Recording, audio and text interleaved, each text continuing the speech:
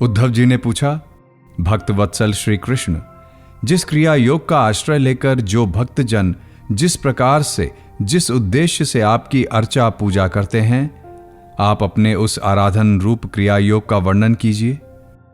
देवर्षि नारद, भगवान व्यासदेव और आचार्य बृहस्पति आदि बड़े बड़े ऋषि मुनि यह बात बार बार कहते हैं कि क्रिया योग के द्वारा आपकी आराधना ही मनुष्यों के परम कल्याण की साधना है। कमल नयन श्याम सुंदर, आप शंकर आदि जगदीश्वरों के भी ईश्वर हैं और मैं आपके चरणों का प्रेमी भक्त हूं। आप कृपा करके मुझे यह कर्म बंधन से मुक्त करने वाली विधि बतलाइए।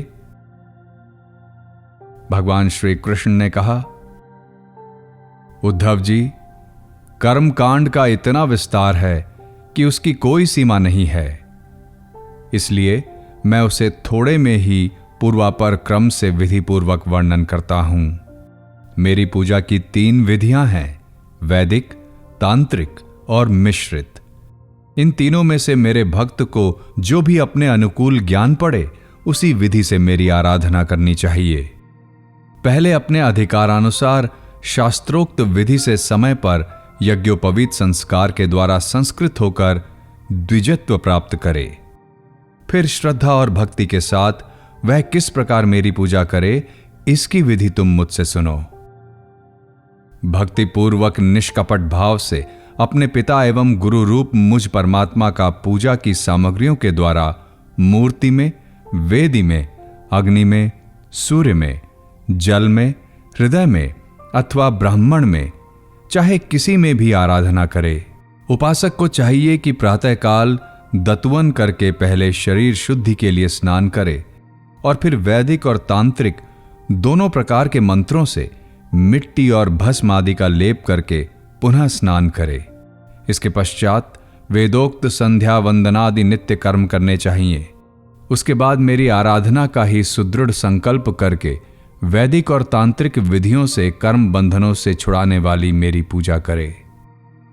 मेरी मूर्ति 8 प्रकार की होती है, पत्थर की, लकड़ी की, धातु की, मिट्टी और चंदन आदि की, चित्रमयी, बालुकामयी, मनोमयी और मणिमयी।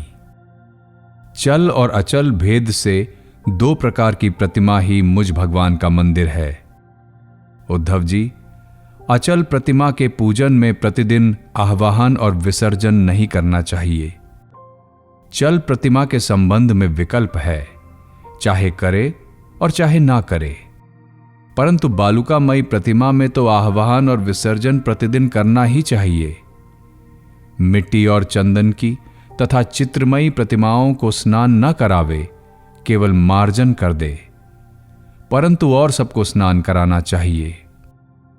प्रसिद्ध पदार्थों से प्रतिमा आदि में मेरी पूजा की जाती है, परंतु जो निष्काम भक्त है वह अनायास प्राप्त पदार्थों से और भावना मात्र से ही हृदय में मेरी पूजा कर ले। उद्धव जी, स्नान, वस्त्र, आभूषण आदि तो पाषाण अथवा धातु की प्रतिमा में पूजन में ही उपयोगी हैं। बालुकामयी मूर्ति अथवा मिट्टी की वेदी में पूजा करनी हो तो उसमें मंत्रों के द्वारा अंग और उसके प्रधान देवताओं की यथास्थान पूजा करनी चाहिए, तथा अग्नि में पूजा करनी हो तो घृत मिश्रित हवन सामग्रियों से आहुति देनी चाहिए। सूर्य को प्रतीक मानकर की जाने वाली उपासना में मुख्यतः अर्घ्यदान एवं उपस्थान ही प्रिय है और जल में तर्पण आदि से मेरी उपासना करनी चाहिए। जब मुझे कोई भक्त हार्दिक श्रद्धा से जल भी चढ़ाता है तब मैं उसे बड़े प्रेम से स्वीकार करता हूं। यदि कोई अभक्त मुझे बहुत सी सामग्री निवेदन करे तो भी मैं उससे संतुष्ट नहीं होता। जब मैं भक्ति श्रद्धा पूर्वक समर्पित जल से ही प्रसन्न हो जाता हूं तब गंध, पुष्प, धूप, दीप और नैवेद्य आदि वस्तुओं के समर्पण से तो कहना ही क्या है।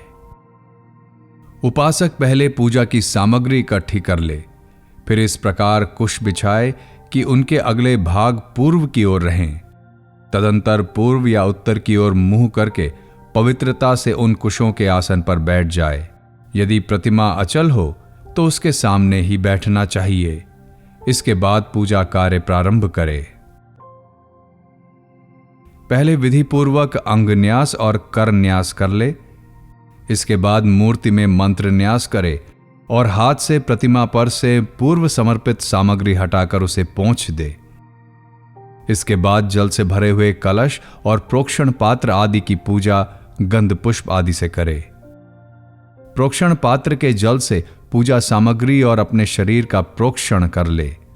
तदंतर पाद्य, अर्घ्य और आचमन के लिए 3 पात्रों में कलश में से जल भरकर रख ले और उनमें पूजा पद्धति के अनुसार सामग्री डाले। इसके बाद पूजा करने वाले को चाहिए कि तीनों पात्रों को क्रमशः हृदय मंत्र, शिरो मंत्र और शिखा मंत्र से अभिमंत्रित करके अंत में गायत्री मंत्र से तीनों को अभिमंत्रित करे। इसके बाद प्राणायाम के द्वारा प्राणवायु और भावनाओं द्वारा शरीरस्थ अग्नि के शुद्ध हो जाने पर हृदय कमल में परम सूक्ष्म और श्रेष्ठ दीप शिखा के समान मेरी जीव कला का ध्यान करे। बड़े बड़े सिद्ध ऋषि मुनि ओमकार के अकार, उकार, मकार, बिंदु और नाद, इन 5 कलाओं के अंत में उसी जीव कला का ध्यान करते हैं। वह जीव कला आत्मस्वरूपिणी है। जब उसके तेज से सारा अंतःकरण और शरीर भर जाए तब मानसिक उपचारों से मन ही मन उसकी पूजा करनी चाहिए। तदंतर तन्मय होकर मेरा आह्वान करे और प्रतिमा आदि में स्थापना करे। फिर मंत्रों के द्वारा अंगन्यास करके उसमें मेरी पूजा करे। उद्धव जी, मेरे आसन में धर्मादि गुणों और विमला आदि शक्तियों की भावना करे। अर्थात आसन के चारों कोनों में धर्म, ज्ञान, वैराग्य और ऐश्वर्य रूप 4 पाए हैं। अधर्म, अज्ञान, अवैराग्य और अनैश्वर्य ये चारों दिशाओं में डंडे हैं। सत्व, रज, तम रूप 3 पटरियों की बनी हुई पीठ हैं। उस पर विमला, उत्कर्षणी, ज्ञाना, क्रिया, योगा, प्रहवी, सत्या, ईशाना और अनुग्रह ये 9 शक्तियां विराजमान हैं। उस आसन पर एक अष्टदल कमल है। उसकी कर्णिका अत्यंत प्रकाशमान है और पीली पीली केसरों से छटा निराली ही है। आसन के संबंध में ऐसी भावना करके पाद्य, आचमनीय और अर्घ्य आदि उपचार प्रस्तुत करे। तदंतर भोग और मोक्ष की सिद्धि के लिए वैदिक और तांत्रिक विधि से मेरी पूजा करे। सुदर्शन चक्र, 5 जन्य शंख, कौमोद की गदा, खड्ग, बाण, धनुष, हल, मूसल इन 8 आयुधों की पूजा 8 दिशाओं में करे और कौस्तुभ मणि, वैजयंती माला तथा श्रीवत्स चिन्ह की वक्ष स्थल पर यथास्थान पूजा करे। नंद, सुनंद, प्रचंड, चंड, महाबल, बल, कुमुद और कुमुदेक्षण इन 8 पार्षदों की 8 दिशाओं में गरुड़ के सामने दुर्गा, विनायक, व्यास और विश्वक्सेन की 4 कोनों में स्थापना करके पूजन करे। बाईं ओर गुरु की और यथाक्रम पूर्वादि दिशाओं में इंद्रादि 8 लोकपालों की स्थापना करके प्रोक्षण, अर्घ्यदान आदि क्रम से उनकी पूजा करनी चाहिए। यदि सामर्थ्य हो तो प्रतिदिन चंदन, खस, कपूर, केसर और अर्गजा आदि सुगंधित वस्तुओं द्वारा सुवासित जल से मुझे स्नान कराए और उस समय सुवर्ण घर्म इत्यादि स्वर्ण घर्मानुवाक, जितम ते पुंडरीकाक्ष इत्यादि महापुरुष विद्या, सहस्र शीर्षा पुरुषः इत्यादि पुरुष सूक्त और इंद्रम नरो नेमधिता हवंत इत्यादि मंत्रोक्त राजनादि साम गायन का पाठ भी करता रहे। मेरा भक्त वस्त्र, यज्ञोपवीत, आभूषण, पत्र, माला, गंध और चंदनादि से प्रेम पूर्वक यथावत मेरा श्रृंगार करे। उपासक श्रद्धा के साथ मुझे पाद्य, आचमन, चंदन, पुष्प, अक्षत, धूप, दीप आदि सामग्रियां समर्पित करे।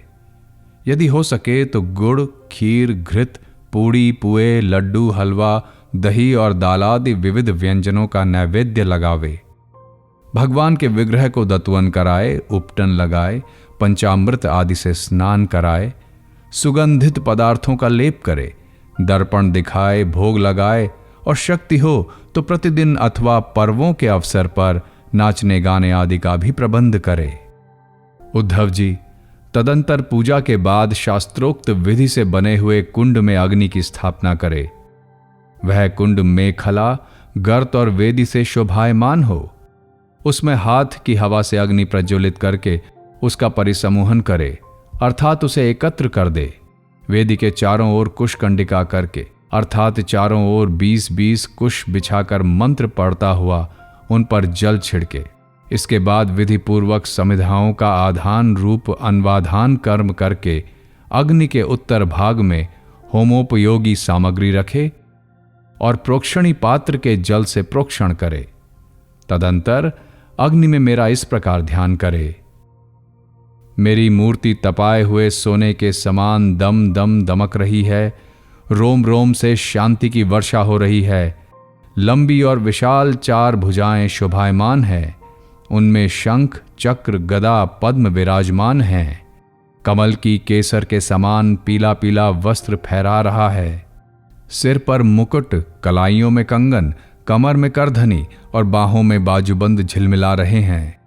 वक्षः स्थल पर श्रीवत्स का चिन्ह है। गले में कौस्तुभ मणि जगमगा रही है। घुटनों तक वनमाला लटक रही है। अग्नि में मेरी इस मूर्ति का ध्यान करके पूजा करनी चाहिए। इसके बाद सूखी समिधाओं को घृत में डुबोकर आहुति दे और आज्य भाग और अघार नामक 2-2 आहुतियों से और भी हवन करे। तदंतर घी से भिगोकर अन्य हवन सामग्रियों से आहुति दे। इसके बाद अपने इष्ट मंत्र से अथवा ओम नमो नारायणाय इस अष्टाक्षर मंत्र से तथा पुरुष सूक्त के 16 मंत्रों से हवन करे। बुद्धिमान पुरुष को चाहिए कि धर्मादि देवताओं के लिए भी विधि पूर्वक मंत्रों से हवन करे और स्विष्टकृत आहुति भी दे।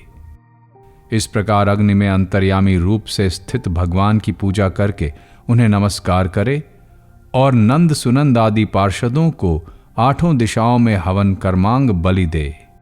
तदंतर प्रतिमा के सम्मुख बैठकर परब्रह्म स्वरूप भगवान नारायण का स्मरण करे और भगवत स्वरूप मूल मंत्र ओम नमो नारायणाय का जप करे।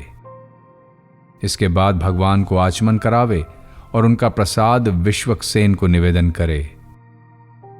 इसके पश्चात अपने इष्ट देव की सेवा में सुगंधित तांबुल आदि मुखवास उपस्थित करे और पुष्पांजलि समर्पित करे। मेरी लीलाओं को गावे, उनका वर्णन करे और मेरी ही लीलाओं का अभिनय करे। यह सब करते समय प्रेमोन्मत्त होकर नाचने लगे। मेरी लीला कथाएं स्वयं सुने और दूसरों को भी सुनावे। कुछ समय तक संसार और उसके रगड़ों झगड़ों को भूलकर मुझ में ही तन्मय हो जाए। प्राचीन ऋषियों के द्वारा अथवा प्राकृत भक्तों के द्वारा बनाए हुए छोटे छोटे स्तव और स्तोत्रों से मेरी स्तुति करके प्रार्थना करे। भगवान, आप मुझ पर प्रसन्न हो, मुझे अपने कृपा प्रसाद से सराबोर कर दें। तदंतर दंडवत प्रणाम करे, अपना सिर मेरे चरणों पर रख दे और अपने दोनों हाथों से दाएं से दाहिना और बाएं से बायां चरण पकड़कर कहे, भगवान, इस संसार सागर में मैं डूब रहा हूं। मृत्यु रूप मगर मेरा पीछा कर रहा है। मैं डर कर आपकी शरण में आया हूं। प्रभो, आप मेरी रक्षा कीजिए। इस प्रकार स्तुति करके मुझे समर्पित की हुई माला आदर के साथ अपने सिर पर रखे और उसे मेरा दिया हुआ प्रसाद समझे। यदि विसर्जन करना हो तो ऐसी भावना करनी चाहिए कि प्रतिमा में से एक दिव्य ज्योति निकली है और वह मेरे हृदयस्थ ज्योति में लीन हो गई है। बस यही विसर्जन है। उद्धव जी, प्रतिमा आदि में जब जहां श्रद्धा हो तब तहां मेरी पूजा करनी चाहिए, क्योंकि मैं सर्वात्मा हूं और समस्त प्राणियों में तथा हृदय में भी स्थित हूं। उद्धव जी, जो मनुष्य इस प्रकार वैदिक तांत्रिक क्रिया योग के द्वारा मेरी पूजा करता है, वह इस लोक और परलोक में मुझसे अभीष्ट सिद्धि प्राप्त करता है। यदि शक्ति हो तो उपासक सुंदर और सुदृढ़ मंदिर बनवाए और उसमें मेरी प्रतिमा स्थापित करे। सुंदर सुंदर फूलों के बगीचे लगवा दे, नित्य की पूजा करे, पर्व की यात्रा और बड़े बड़े उत्सवों की व्यवस्था कर दे। जो मनुष्य पर्वों के उत्सव और प्रतिदिन की पूजा लगाकर चलने के लिए खेत, बाजार, नगर अथवा गांव मेरे नाम पर समर्पित कर देते हैं, उन्हें मेरे समान ऐश्वर्य की प्राप्ति होती है। मेरी मूर्ति की प्रतिष्ठा करने से पृथ्वी का एक छत्र राज्य, मंदिर निर्माण से त्रिलोकी का राज्य, पूजा आदि की व्यवस्था करने से ब्रह्मलोक और तीनों के द्वारा मेरी समानता प्राप्त होती है। जो निष्काम भाव से मेरी पूजा करता है, उसे मेरा भक्ति योग प्राप्त हो जाता है और उस निरपेक्ष भक्ति योग के द्वारा वह स्वयं मुझे प्राप्त कर लेता है।